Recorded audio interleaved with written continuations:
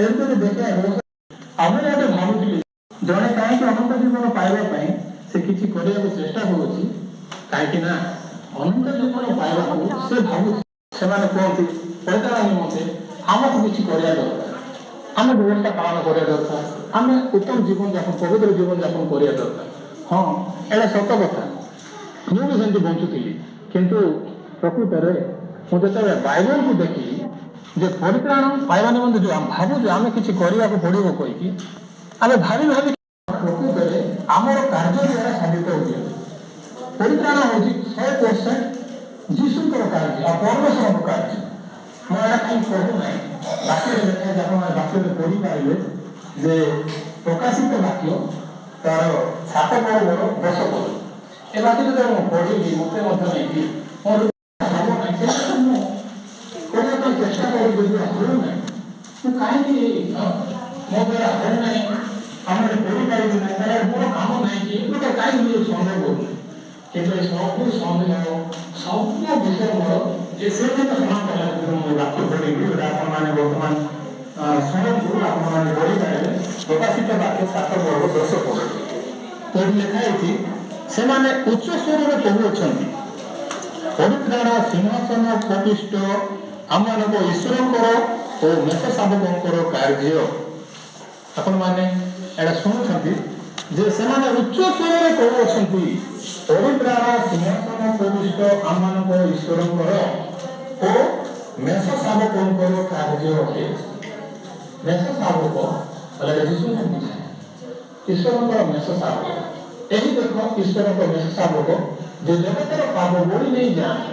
ଏଇଟା ଯୋହନ 1 ପର୍ବ 38 ପଦରେ ଯୋହନ ଯୀଶୁଙ୍କୁ ଦେଖେଇକି ସାକ୍ଷ୍ୟ ଦେଉଛନ୍ତି।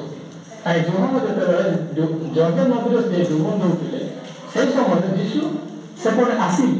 ତ ଯୀଶୁଙ୍କୁ ଯେତେବେଳେ ପାଣିକୁ ଆସୁଥିବା ଯୋହନ ଦେଖିଲେ, ହଁ ଆମେ ଜାଣିଛୁ ଯୀଶୁ ହେଉଛନ୍ତି ଉଦ୍ଧାର କର୍ତ୍ତା, ଯୀଶୁ ହେଉଛନ୍ତି ପରିତ୍ରାଣଦାତା, ଯୀଶୁ ଆମମାନଙ୍କୁ ପାପ ଉଦ୍ଧାର କରିବା ପାଇଁ, ଯୀଶୁ ଆମମାନଙ୍କୁ ନେଇକି ମୁକ୍ତି ଦେବା ପାଇଁ, ପରିତ୍ରାଣ ଦେବା ପାଇଁ ଆସିଲେ। କିନ୍ତୁ ଆଜି ମଧ୍ୟ ଆମେ ନିଜେ କାମ କରିବାକୁ ଚାହୁଁଛୁ, ନିଜେ ଚେଷ୍ଟା କରିକି ପରିତ୍ରାଣ ପାଇବାକୁ ଚାହୁଁଛୁ। ଯଦି ଆମେ ନିଜେ ଚେଷ୍ଟା କରିକି ନିଜେ କାର୍ଯ୍ୟ କରିକି ଆମେ ଯଦି ପରିତ୍ରାଣ ପହଞ୍ଚିଥାନ୍ତୁ, ପରିତ୍ରାଣ ପାଇପାରିଥାନ୍ତୁ, ତାହେଲେ ଯୀଶୁ କାହିଁକି ଆସିବା? ଯୀଶୁ କାହିଁକି ଆମକୁ ଉଦ୍ଧାର କରିବା? ଭଦ୍ର ମଣ୍ଡଳୀ, ଆପଣମାନେ ଗୋଟେ ଜିନିଷ ଜାଣିବା ଦରକାର, ଆମେ କିଛି କରିପାରିବୁ ନାହିଁ। ଆମେ ନିରୁପାୟ ଥିଲୁ, ଆମେ ବାପି ଥିଲୁ, ଆମେ ଅସୁର ଥିବା ସମୟରେ ଯୀଶୁ ଆସିଲେ।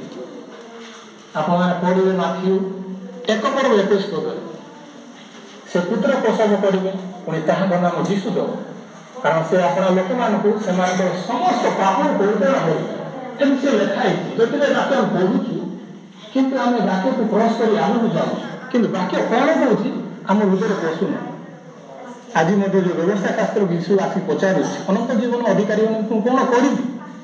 ସେ ସମାନ ପ୍ରକାର ଲୋକ, ସେ ପଢ଼ୁଛି, କିନ୍ତୁ ଯୀଶୁ ଯେଉଁ କ୍ୱେଶ୍ଚିନ୍ କଲେ, କେମିତି ତମେ ପାଠ କରୁଛ, ତାର ଅର୍ଥ ତମେ କେମିତି ଏ ବାକ୍ୟକୁ ଗ୍ରହଣ କରୁଛ ବା ବୁଝୁଛ। ଯୀଶୁ କହିବାକୁ ଚାହୁଁଥିଲେ, ତମେ ଯଦି ବ୍ୟବସ୍ଥାକୁ ପାଳନ କରିପାରିଥାନ୍ତ, ତାହେଲେ ମୁଁ କାହିଁକି ତମ ପାଇଁ ଆସିକି ମରିବାକୁ ଯାଉଥାନ୍ତି? ମୋତେ ପରମେଶ୍ୱର କାହିଁକି ଜଗତକୁ ତମର ପାପ ପାଇଁ କ୍ରୁଶରେ ମାରିବା ପାଇଁ ପଠେଇଥାନ୍ତେ? ମୋତେ କାହିଁକି ଉଦ୍ଧାର କରିବା ପାଇଁ ତମମାନଙ୍କୁ ପଠେଇଲେ ଜଗତକୁ? ମୁଁ କାହିଁକି କ୍ରୁଶରେ ମରିଯାଇଥାନ୍ତି? ଏ ବିଷୟ କହିବାକୁ ଚାହୁଁଥିଲି। ବ୍ୟବସ୍ଥା ଶାସ୍ତ୍ର ବ୍ୟବସ୍ଥା ଜାଣିଛି, ସେ ବ୍ୟବସ୍ଥା ଘୁଷିଛି, ପଢ଼ିଛି, ସେଥିପାଇଁ ସେ ବ୍ୟବସ୍ଥାକୁ କ'ଣ ଲେଖା ଅଛି କହିଲାରୁ ସେ ସାଙ୍ଗେ ସାଙ୍ଗେ ଉତ୍ତର ଦେଲା। କିନ୍ତୁ ସେ କେବେ ବି ଚିନ୍ତା କରିନାହିଁ ଯେ ମୁଁ ଏଇଟା ପାଳନ କରିପାରିବି କି। ଆମେ ପାଇବୁ ବୋଲି ଚେଷ୍ଟା ଚଲେଇଛୁ। ଜଣେ ଜ୍ଞାନୀ ହେଇକି ଜ୍ଞାନୀ ହେବା ପାଇଁ ଚେଷ୍ଟା କରୁଛି, ସେ ଜାଣିନାହିଁ ସେ ଜ୍ଞାନୀ, କିନ୍ତୁ ସେ ଚେଷ୍ଟା କରୁଛି ମୁଁ ଜ୍ଞାନୀ ହେବି କହି।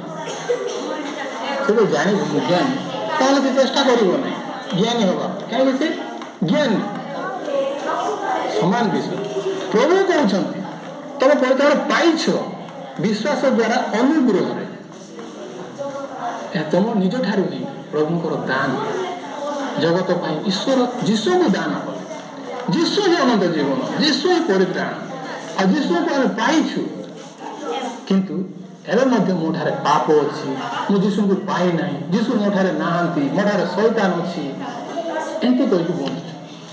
ଶୈତାନ ବଢ଼ିଆରେ ଠକୁଛି। ଏ ବାକ୍ୟକୁ ପ୍ରଭୁ ଶୈତାନ କେବେ ମଧ୍ୟ ଜଣଉନି। ମୁଁ ପ୍ରଭୁଙ୍କୁ ବହୁତ ଧନ୍ୟବାଦ ଦିଏ।